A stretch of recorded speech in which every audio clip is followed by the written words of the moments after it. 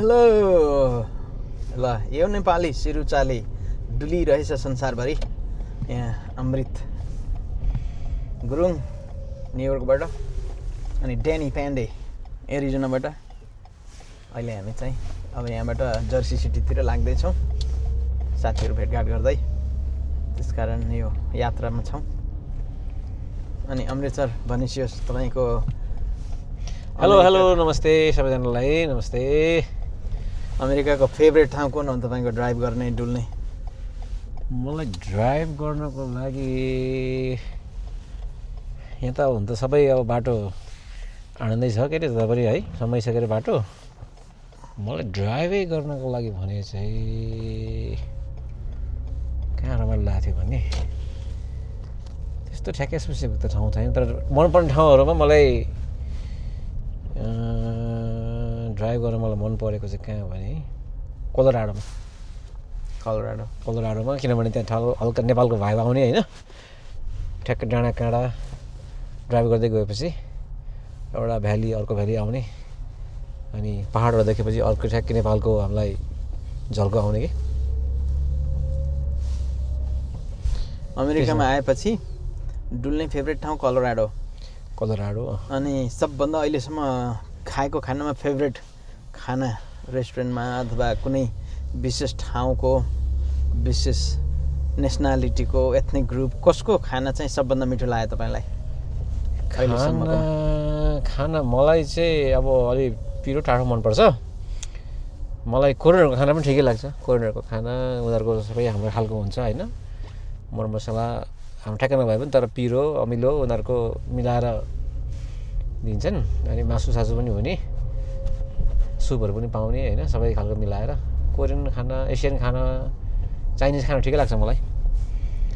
र इन्डियन पनि खान्छु कहिले कहिले मुख फेर्नलाई। अब नेपाली त भइहाल्यो आफ्नो होइन।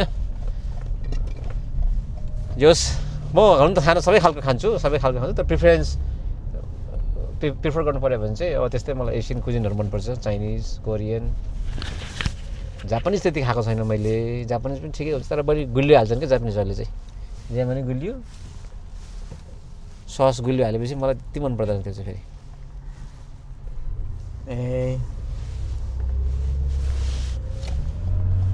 अनि तपाईँ नेपालमा नि टन्नै डुल्नु भएको छ होइन?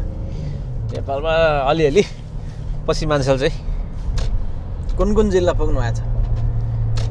पश्चिमाञ्चलको म 16वटा जिल्ला, त्यो बेलामा 16वटा जिल्ला थियो कि, अहिलेको नयाँ त मलाई थाहा छैन ठ्याक्कै।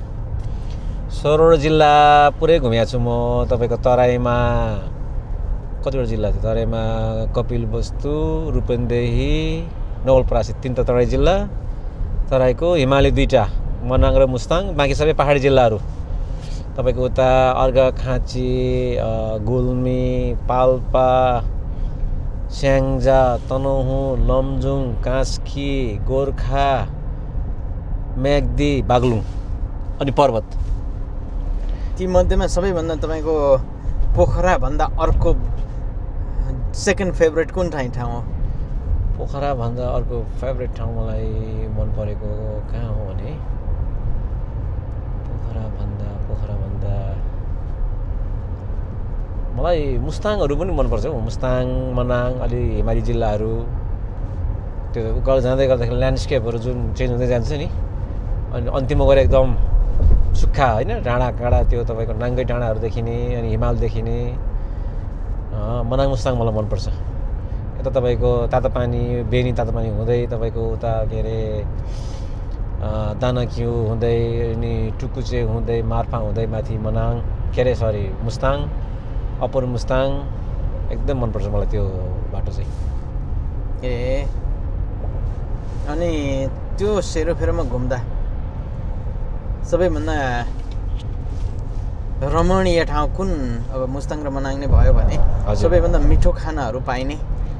सबै मिठो खानाहरू पाइने तपाईँको यो के भन्छ घान्द्रुक साइडतिर, घान्द्रुक, टाढा पानी, अनि माथि यो के भन्छ अन्नपूर्ण बेस क्याम्प नपुग्दै अलि तलतिरसम्म चाहिँ एकदम मिठो खाना पाइने। त्यतातिर लोकल अर्ग्यानिक खानाहरू खान पाइन्छ। जस त्यो एरियामा हिँड्दाखेरि मलाई मन परेको र अनि विभिन्न ठाउँमा अब आफ्नो ठाउँको स्पेसिफिक छँदैछ लोकल खानेकुरा जहाँ पनि मिठो भइहाल्यो जे होस् मलाई चाहिँ त्यतातिरको सम्झना बढी छ र अनि यता बाटोमा हिँड्दाखेरि चाहिँ हामी यो स्याङ्जा र पाल्पाको सिमानामा एउटा ठाउँको नाम छ के रामदी हो कालीगण्डकीको छेउमा हो त्यहाँ एकजना हाम्रो मगर्ने दिदी हुनुहुन्थ्यो त्यो दिदीले कहिले माछा है कहिले लोकल कुखुरा कहिले सुँगुरको मासु कहिले खसीको मासु ट्याक्क बनाएर राख्नुहुन्थ्यो हामीले कहिले कल गर्थ्यौँ कि ल दिदी हामी एकजना आउँदैछौँ भनेर त्यो दिदीले टक्क बनाएर राखिदिनुहुन्थ्यो अनि गोलभेडाको चटनी साइडमा होइन अनि दाल कहिले गुन्द्रुकको चटनी हामी जहिले पनि अनि हाम्रो एकजना दाई हुनुहुन्थ्यो गुरुजी दाई दिनेश बोगडे दाई भन्ने अनि हामी त्यहाँ रोक्थ्यौँ अनि हाम्रो नेपाली ग्रुपले हामी त्यहाँ खाना खान्थ्यौँ विदेशीहरूले पनि खान्थ्यो अलिअलि जोस् त्यहाँको याद आउँछ मलाई र अनि अर्को चाहिँ तपाईँको बुटोल र पाल्पाको बिचमा छ एउटा त्यहाँ ठाउँहरू बटु खाने ठाउँहरू अनि चिया अनि बटु अनि समोसाहरू त्यहाँ एकदम माथि त्यो बुटोलको तल गर्मी तराईको गर्मी ठ्याक्क छलेर माथि पाल्पा आउने बेलामा त्यो ठाउँको नाम त मैले बिर्सेँ 2-3 स्पटहरू छ त्यहाँ एकदम मिठो त्यो बटुकहरू बनाउने अनि त्यहाँको लोकल परिकारहरू खान पाइन्थ्यो एकदम दामी थियो चाहिँ तपाईँ धेरै यात्रा गर्नुभयो त्यति बेला काम कहाँ गर्नुहुन्थ्यो मैले 2009देखि 2013सम्म मैले काम गर्ने मौका पाएँ एउटा संस्थामा आइएनजिओमा त्यो चाहिँ हाम्रो नेपालको त्यो बेलाको शान्ति प्रक्रिया अनि संविधान लेखन प्रक्रियालाई के अरे पर्यवेक्षण गर्ने एउटा संस्था थियो द कार्टर सेन्टर भन्ने त्यसमा म दोभाषीको रूपमा काम गर्थेँ अनि हाम्रो काम भनेको चाहिँ म चाहिँ पश्चिमाञ्चलमा बेस थिएँ पोखरामा हाम्रो कार्यालय थियो अनि हामी पोखरामा बस्ने र जिल्लाहरूमा जाने र जिल्लाको त्यो बेलाको शान्ति प्रक्रिया सम्बन्धी हामीले काम गर्थ्यौँ त्यही सिलसिलामा मैले घुमेको हो बढी चाहिँ 16वटा जिल्लाहरू यो 3 तराईको जिल्ला कपिलवस्तु रूपन्देही नवलपरासी गएँ म एकदम इन्डियाको बर्डरसम्म पनि गएँ अनि हिमाली जिल्लामा पनि गएँ अब पहाडी जिल्ला त भइहाल्यो अनि त्यो बेलामा मलाई एकदमै घुम्ने ठाउँहरू मलाई मन पर्यो तराईको आफ्नै ब्युटी छ पहाडको आफ्नै ब्युटी छ हिमालको आफ्नै ब्युटी छ अनि जस एकदमै त्यहाँको लोकल मान्छेहरूसँग भेटघाट गर्ने त्यहाँको लोकल स्थानीय वस्तुस्थिति बुझ्ने मौकाहरू पाएँ त्यहाँको खाना खाने समय मौकाहरू पाएँ अनि जुन कुरा मेरो लाइफभरिको एउटा मेमोरी हुनेछ भनेपछि तपाईँ कार्टर सेन्टरमा काम गर्नुभयो इन्टरनेसनल मान्छेहरूसित काम गर्नुभयो होइन हजुर लोकल नेपालीहरूसित काम गर्नुभयो त्यो गर्दै जाँदा हजुर सबैभन्दा हस्पिटेबल अतिथि सत्कार मात्रै नभएर एउटा एकदमै वेलकम सहज रूपमा नयाँ पाहुनाहरूलाई वेलकम गर्ने आफूलाई होइन यात्राको क्रममा एकदमै सहज महसुस हुने सेफ फिल हुने त्यो ठाउँहरूमध्ये सबभन्दा टप कुन ठाउँलाई रोज्नुहुन्छ